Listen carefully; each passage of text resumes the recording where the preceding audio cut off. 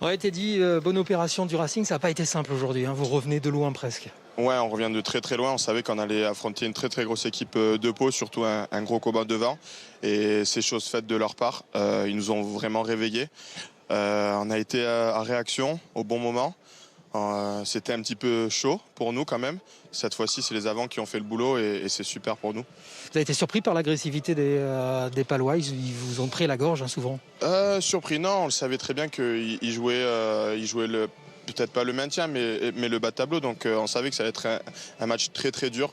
Et non, on n'a pas été surpris. On s'attendait à ce taux d'agressivité, mais voilà, bravo à eux et surtout bonne chance. C'est très positif, hein, pour vous du coup d'avoir su faire face à cette adversité, d'avoir su réagir aussi, même en difficulté parfois. Ouais, ça nous permet déjà de partir en vacances l'esprit libéré, c'est une bonne chose. On avait comme objectif de gagner ici, sans trop de prétention non plus. Donc c'est une bonne chose. Maintenant, place aux vacances qui vont nous faire du bien. Juste d'un point de vue personnel, on en a beaucoup parlé, vous avez prolongé, ça vous libère un peu pour finir peut-être une très belle saison? Ouais, pareil, c'est plutôt une bonne semaine pour moi et pour le Racing.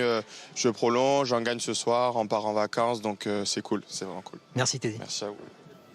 Merci Teddy Thomas qui donc a livré cette réaction après ce succès 35 à 29. La note donnée par les abonnés, généreux ce soir, les abonnés qui ont dépassé les 15,15. Jérôme, le Racing 92 qui a gagné, on peut le dire, dans les toutes dernières secondes de cette rencontre. On va peut-être revoir ce dernier contre en touche, Baptiste Chouzenou, qui prive les Palois de la victoire. On rappelle, pénalité pour Pau, ils choisissent la touche et là, Chouzenou sauve le Racing. Oui, bonne lecture de la part de l'ancien Bayonnais pour aller contrer la section paloise. C'est vrai, à la dernière seconde, ils avaient l'opportunité de pouvoir recoller au score, malheureusement. Ou heureusement pour le Racing, Baptiste Chouzenou a été bien plus prompt à récupérer ce ballon. Après la réaction de Teddy Thomas, notre international s'est arrêté au micro-canal. C'est Baptiste Pesanti, le Palois.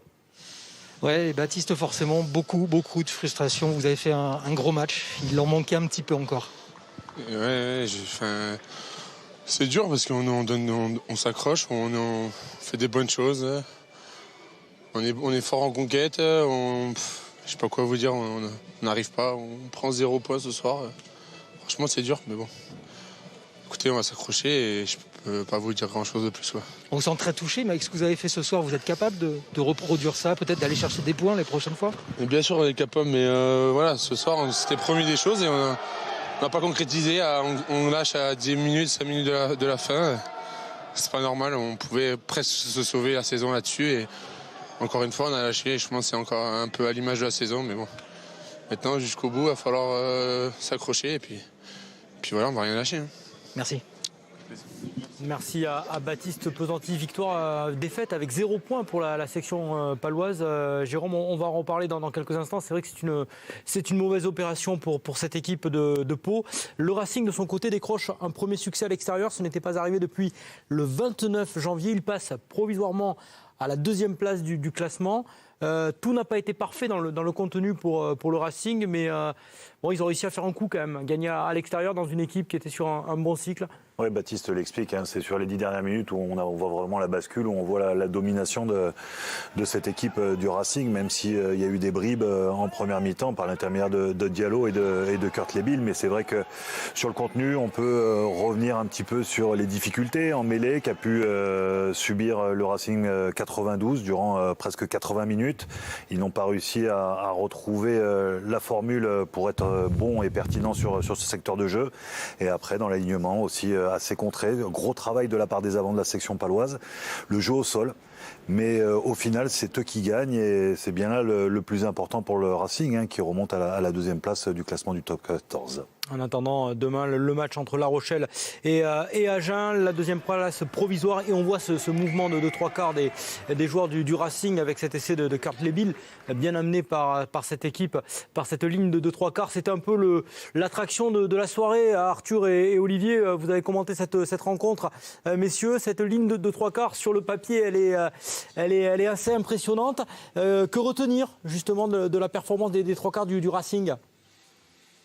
Impressionnante, vous l'avez dit, affublé du surnom de Galactique la semaine dernière par Teddy Iribarren. Ils étaient attendus au tournant. Les promesses de la semaine passée, est-ce qu'ils allaient confirmer autour notamment de cette paire de centres Gaël Fickou, Virimi Vakatawa?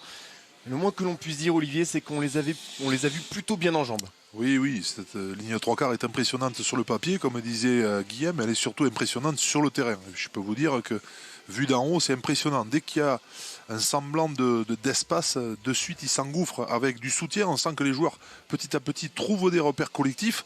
Ce sont quand même des joueurs qui jouent ensemble depuis quelques temps, peut-être à part Gaël Ficou, qui viennent de rentrer dans cette équipe, mais avec toujours à la baguette, bien sûr, Finn Russell, mais individuellement, ils arrivent à faire des choses techniques que la plupart des joueurs ne font pas. Donc c'est vrai que quand tout le monde joue au diapason, avec l'inévitable Donovan Taofifenua qui sort de nulle part, on ne le connaissait pas encore il y a même pas un an, il arrive à faire un cadrage débordement dans un couloir de quelques centimètres ou quelques mètres, et là il marque le dernier essai, pas sur cette action, on va le voir, donc vraiment un potentiel impressionnant, et puis surtout une grande maîtrise, c'est-à-dire une équipe qui a été par moments secouée, notamment devant, mais qui ne s'est jamais affolée et qui a su revenir dans le match, surtout aussi grâce au coaching, parce qu'il faut en parler.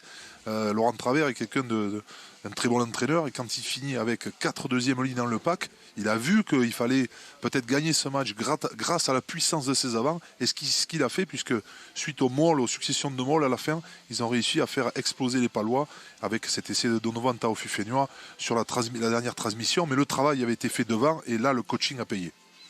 Oui, analyse d'Olivier Roumat. On va revenir vous voir pour parler de la section paloise. C'est vrai, on va revoir les essais des 3/4 du Racing. 4 essais inscrits par le Racing ce soir, Jérôme, avec concrétisation donc de Bill, on l'a vu, et aussi de Tao Fifenua, ces essais qui ont permis au Racing de l'emporter. Ouais, la grosse qualité de la part des 3/4 de cette équipe là sur une prise de balle. On voit le jeu qui est écarté, Finn Russell, et surtout c'est Vakatawa qui va faire la différence avec une petite erreur défensive qui est payée cash par la section paloise, et après le premier essai de Kurt Lebil, donc une action normalement sans aucun problème puisqu'il n'y a pas de surnombre défensif. Et dans un deuxième temps, on va voir aussi le décalage qui est fait, la bonne prise de balle, la bonne intervention de Finn Russell qui vient décaler Tao Fifenua, où bien entendu, comme on était près de la ligne, la défense était resserrée et il y a des espaces sur les extérieurs. Alors on verra s'il y a une autre réaction en direct du stade du Hameau, réaction d'un des vainqueurs de cette rencontre. On va peut-être retrouver Baptiste Chouzounou d'ici quelques secondes. Il est à votre micro, Christophe Médouget, l'ancien joueur de l'Aviron bayonnais. Oui, grand sourire, forcément. Ça a été un match tendu, ça a été chaud parfois, mais vous en êtes sortis. Ouais, ça a été tendu, bon, sans douter. J'ai connu les matchs de descente, c'est des matchs où on a la rage, où on s'envoie. Donc voilà, on s'attendait à un combat comme ça. Ça a été serré jusqu'au bout, et voilà, on est très, très heureux de l'avoir remporté. On a parlé pas mal ces derniers jours des Galactiques, des 3/4. C'est vous qui avez fait le job ce soir. Oui, on sait que le rugby, il commence devant, ça se joue souvent là.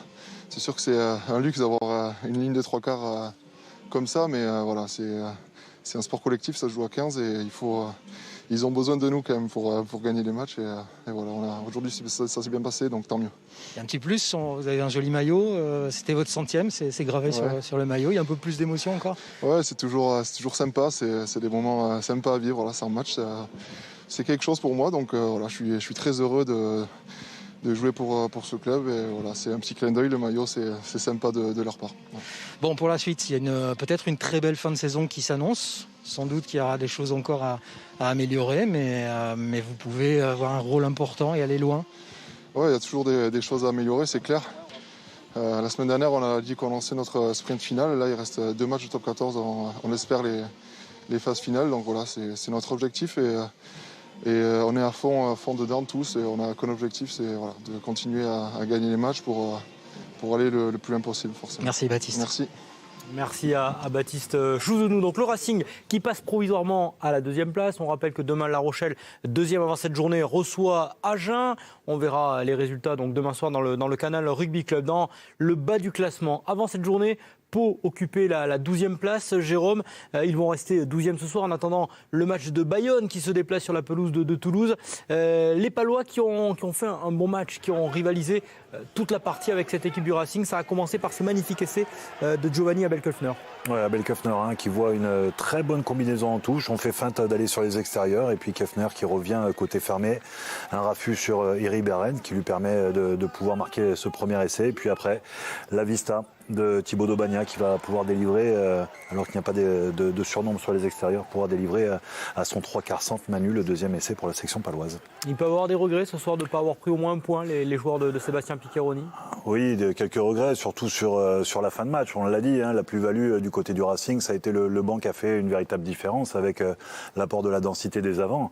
Mais c'est vrai que sur le contenu, on peut être assez satisfait de ce qu'a pu proposer ce soir la section paloise, ne serait-ce que sur le jeu au sol, sur les ballons récupérés dans les rucks et puis surtout le travail effectué par la grosse mêlée de la section paloise. On voit le classement. Il reste 2 journées de la phase régulière de ce top 14. Tout se jouera donc entre ces équipes, la section paloise et l'Aviron Bayonnais, puisqu'on le rappelle, Brive et Montpellier ont fait des grands pas cette semaine avec des matchs décalés en s'imposant. On verra donc la suite et notamment demain le déplacement de Bayonne sur la pelouse de Toulouse. Olivier et Arthur, avant de vous laisser, un petit mot sur la performance de Jantjies, le demi-ouverture sud-africain. On peut l'appeler le Joker maintien, arrivé il y a quelques jours, avec pour mission de maintenir la section en top 14. Oui, il était un petit peu attendu comme le Messi ici, et pas seulement parce qu'il joue numéro 10. Elton Jantjies, c'est un pigiste de luxe, c'est un champion du monde, on l'a dit, on l'a répété, sud-africain venu pour une poignée de matchs. Il a répondu présent aujourd'hui, ne serait-ce que par sa réussite au pied. Oui, il a été très bon dans tout ce qu'il a fait, notamment au pied, puisqu'il fait 7 sur 8. Et il a été le régulateur de cette équipe paloise. Et même sur des gestes simples, sur des récupérations de balles hautes, sur son jeu au pied de déplacement, son jeu au pied de sortie de camp, il a été très bon.